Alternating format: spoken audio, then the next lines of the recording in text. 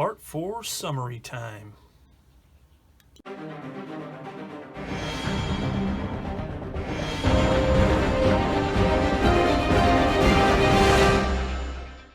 Hi, and welcome back to Part 4 summary edition of the Amusing Hobby 1/35 scale Shot Kal. Before I go too much further, I just want to let you know that on the end screen of this video and in the description box below, I will put a link to the actual step-by-step video of this part 4 of the kit. That way, if you want to see something a little more in-depth than this summary, you can click on that and go and check it out. So in the previous video, I finished up to step 17, which basically finished the hull. And this is what it looks like. All the parts attached, the cables, all of that jolly stuff. So in the step-by-step, I talk, as you would expect, a lot more in detail about how I handled the cables and all that kind of stuff, but you can check that out if you like. So on to step 18, where I started on construction of the turret. So the first thing we need to discuss here is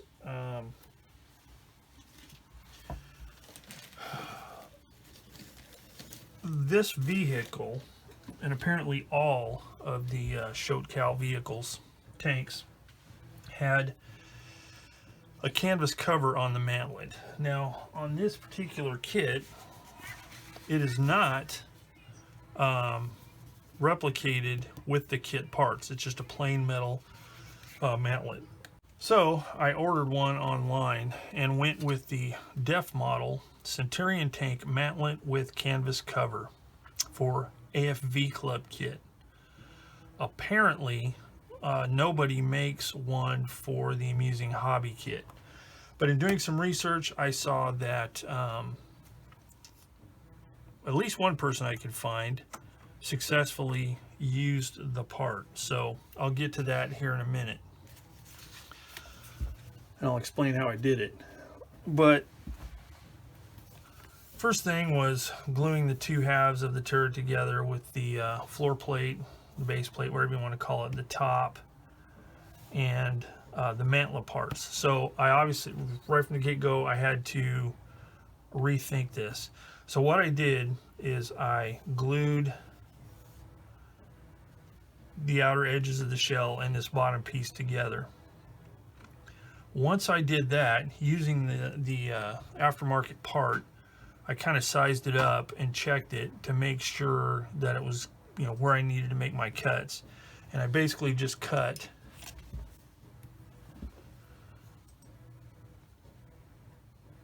here and here, here and here on the turret. So I basically just cut the front off, and that was after I used the aftermarket part to get my measurement. So once I did that, I checked the top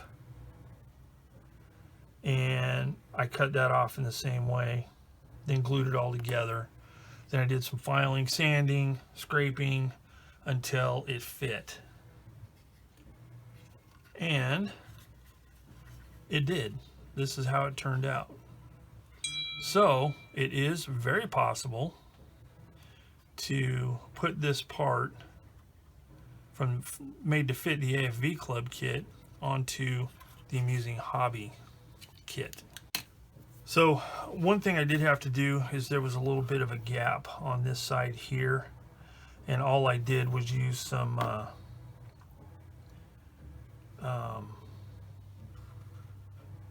Tamiya 2-part putty to build it up before I actually glued the part in place. That way it filled any gaps in the edge. The putty is this stuff here, Tamiya 2-part putty, and it works really, really good, and it gives you a lot of working time. Once it dries, it is rock hard and easy to sand. Then once I got it glued into place, I used some Mr. Surfacer 500 and filled in along the edges where there were any gaps, and then topped it off with some Mr. Surfacer 1000 to get a nice, to make it look like this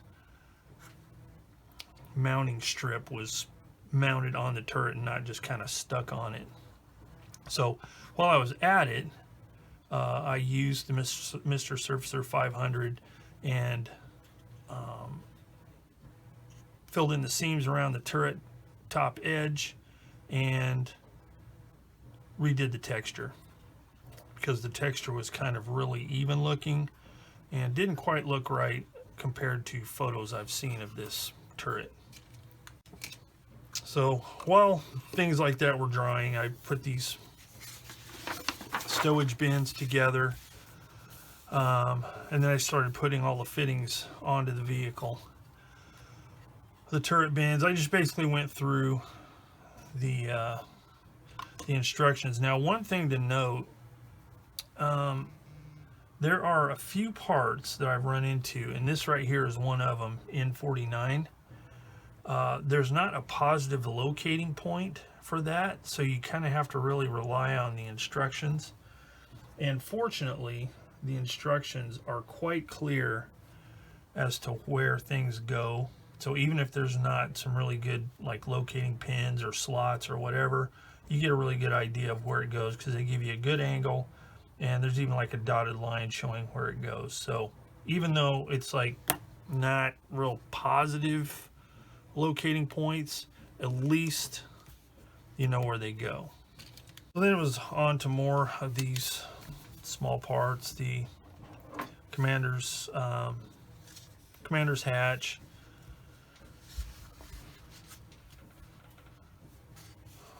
the loader gunner, whatever, his hatch over here,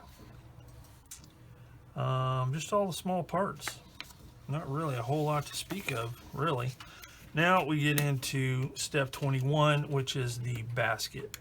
Now the basket, the parts are small and they're kind of fiddly, but they're not too bad. And the way I glued them together is, as you can see from the illustration here, this bottom part here fits onto the bottom of this one here.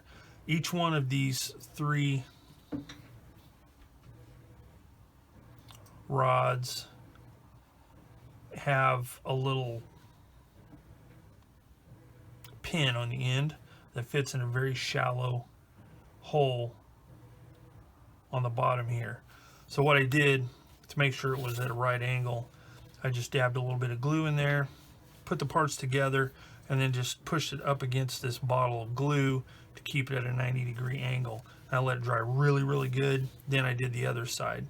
And I actually let that sit overnight because I wanted to be able to put these into place without having to worry about those popping loose if the cement wasn't cured completely. And then I just started from the bottom and worked my way up with these, put one in place, got it glued in good, and just, you know, worked my way up. So then came the tricky part, which was the photo etch. So it was just a matter of bending. Now I tried first to pre-bend the photo etch to get it to fit, but I wasn't able to get the bend in exactly the right place. So what I did is since this is the most visible part, you know, the top part, I held it in place just flat and ran some super glue on it, let it dry up really good, ran it down the sides down as far as where the bend starts, let that dry up really good. Then I just carefully bent it around, held it in place, and glued it, and just worked my way around for both the pieces. And I just made sure that these edges right here were centered on this center divider here. So once I did that, it just mattered of letting it dry. The fuel can, I did not glue that into place. I will be gluing that later because I wanted to do the painting first, and I'll do the hand painting on this and then glue it into place. But that'll come later when I'm ready to actually start weathering. The machine guns, no real issues with those. Detail on them is really good, and all this stuff right here fit together fine. My only complaint about the machine guns is this part here doesn't really have a positive locating point, so it's just a matter of lining this little piece here with the opening underneath the receiver cover where the belt would feed through. Get that lined up, and then that way it would, you know, be aligned properly as the one in real life would be. Then these cans though, it just seems a weird way to make these nowadays, because a lot of other manufacturers have pretty good ways of making these cans without there being a seam right down the middle all the way around it. But it's a minor thing, no big deal. So I got those glued together and got those glued into place. Now this searchlight subassembly in and the 50 caliber Browning subassembly O I did not put on this vehicle, because in looking at photos of the 1973 versions of this vehicle, the ones that would have been in the Yom Kippur War, they didn't have, at least the photos I found, they did not have a searchlight, and they did not have the 50 caliber mounted on the front here. So I just left those off completely, and those will be relegated to the parts bin. So those didn't do them. Then it was on to step 23. Step 23 was actually pretty easy, because it was just a matter of putting this, I'm assuming it's a searchlight of some kind, or small like spotlight that the commander can control. Don't know for sure, but that's what I'm going with. And then I put the mounts for the 30 cals in place, but not the guns themselves, because I'll be painting those separately. Then I did the barrel, which this part and this part are the styrene kit parts, and then this is the resin kit part, and it all went together really good and fit perfectly in the mantlet cover. Even though, you know, it wasn't designed for this kit specifically, the gun fit perfectly in there, so no hassles with that. So I got all that together, and then in this step is where you put the 50 caliber subassembly and the searchlight subassembly, but since I'm not using those, they're not getting put on there. So with that pretty much finished the assembly, or the primary assembly of the kit. So after I got all of that done, I got the turret primed and painted. You can still see the remnants of primer here. I got all that painted and a clear coat put on it, and then the machine guns and the jerry cans primed, so those are ready to go. So basically all I need to do now is do the detail painting, and then once I do that, I can put the decals on, and I can start. What I'm going to do is I'm going to weather this lower portion first, then glue the side skirts in place, and then I can weather the whole kit. So basically that is where it is right now. So for those of you who do not prefer a step-by-step lengthy video, I hope that kind of filled in the blanks for you.